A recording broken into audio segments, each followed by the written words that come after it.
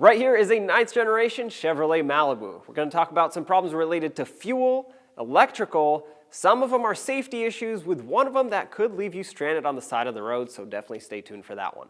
Our first problem has to do with the power steering on this, and this being electric power steering, it'll have a message displayed on the dash saying reduced power steering assist, and that's what's going to happen. At lower speeds, you'll suddenly lose assist and it'll be more difficult to turn the steering wheel, which of course is a safety concern.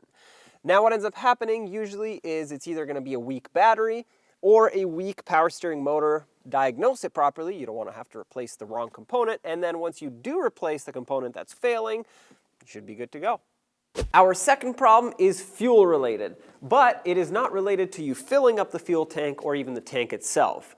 This problem also is accompanied by a P0461 check engine light code, and if you scan it, it'll tell you that there's an issue with the fuel level circuit or the range that is detected by the pump.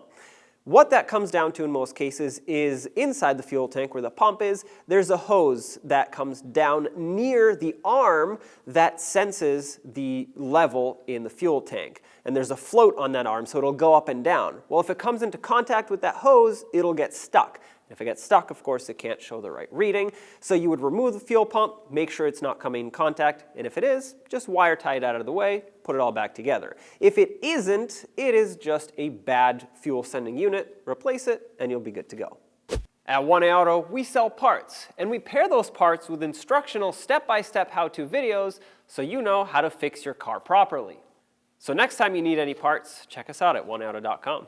Our third problem has to do with the hybrid version of these Malibus, and that's because the DC to DC converter, which steps down high voltage hybrid battery power to about 12 volts, can actually interfere with some sensitive electronics when it fails.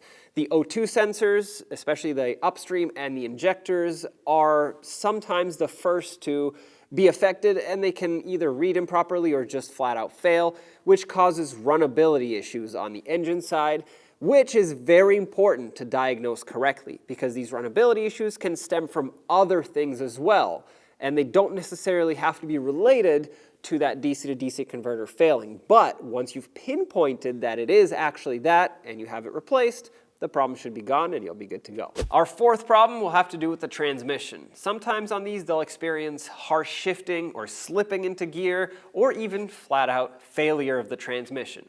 Now a lot of this can be prevented with regular fluid changes, just keeping up on the maintenance of the transmission so it doesn't cause excessive internal wear. There's a drain plug underneath, a check plug on the side, and you can either fill it through the check plug or from right up on top if you remove a little cap. That new fluid should keep your transmission nice and healthy for a long time. Our fifth and final problem is the one that I mentioned at the beginning, which could leave you stranded. So this actually has to do with the oil pressure control solenoid or its circuit on this vehicle.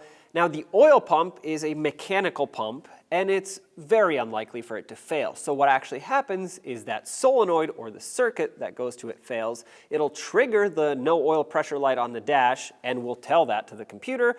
In turn, the computer will say, there's a problem, shut it down, so it cuts the engine off. And that is exactly how it leaves you stranded.